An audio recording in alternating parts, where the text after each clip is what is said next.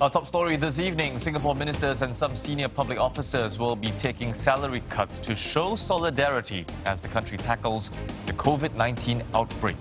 Deputy Prime Minister Heng Keat has told Parliament at the end of the three-day budget debate there'll also be a special bonus to recognise healthcare workers.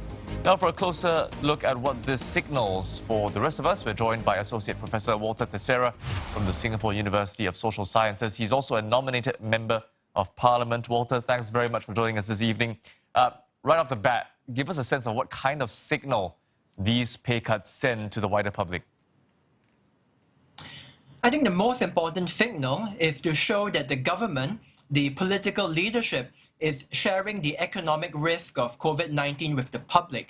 I think the second point is we want to provide an example of how the leadership at all levels in Singapore, especially the private sector, how they should share the risk with those that they're leading. I think those are the two important points here.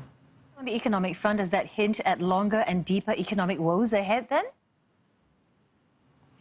Yes, I think we were initially very hopeful this would be a short and sharp event.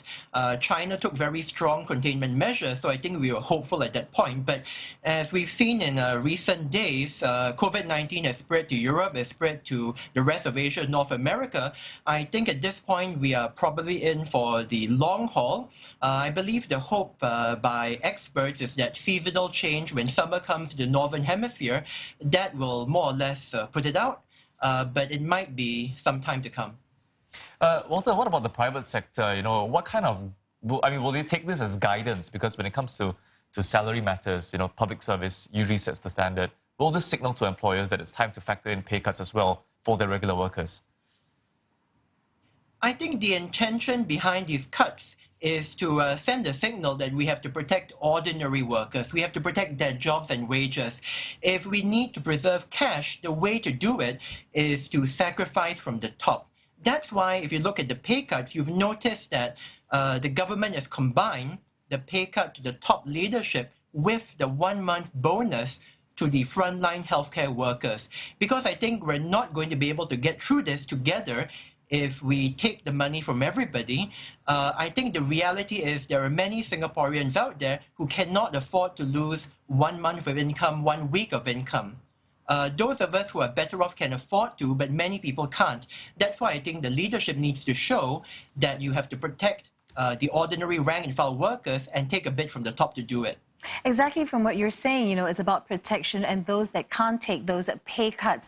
So what can they do to perhaps, you know, stop laying off their staff? Well, I think the government has tried to put forward comprehensive support package. There's the wage support to firms. There are the property tax rebates. The government is trying to take some additional risk in providing bridging loans, working capital. The reality is that it may not be a one-size-fits-all issue. The government has already acknowledged that the industries need to see whether these measures are sufficient. If they're not, they need to connect with their business groups. They need to talk to the government, see whether there are additional things that the public sector can do to help them tie through this time, because we are not going to be able to get through this together unless all of us pull together to try to protect jobs and ordinary Singaporeans. And in terms of messaging, you know, when you hear of things like salary cuts, it sort of signals to everybody else that we have to tighten our belts, maybe don't spend on things that we can put off. But would that be counterproductive, though, in terms of spurring an economy that's at risk of, you know, getting the doldrums? You know, I think we have to keep ordinary consumption up as much as possible. Of course, if you're thinking about a big ticket purchase, maybe it might be prudent to think a bit more about that.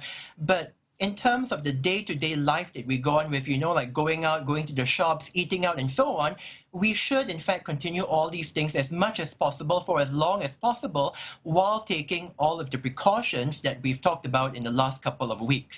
You know, I mean, basically the message I think has been very consistent. As far and as long as possible, life goes on. We do our ordinary things, but of course, be prudent. And as far as businesses go, I think the priority is, again, to preserve jobs, right? But we cannot preserve all the jobs if we all shut down our own economic activity, if we all stop eating out, stop doing anything. Then I think it's very hard to protect all of the jobs.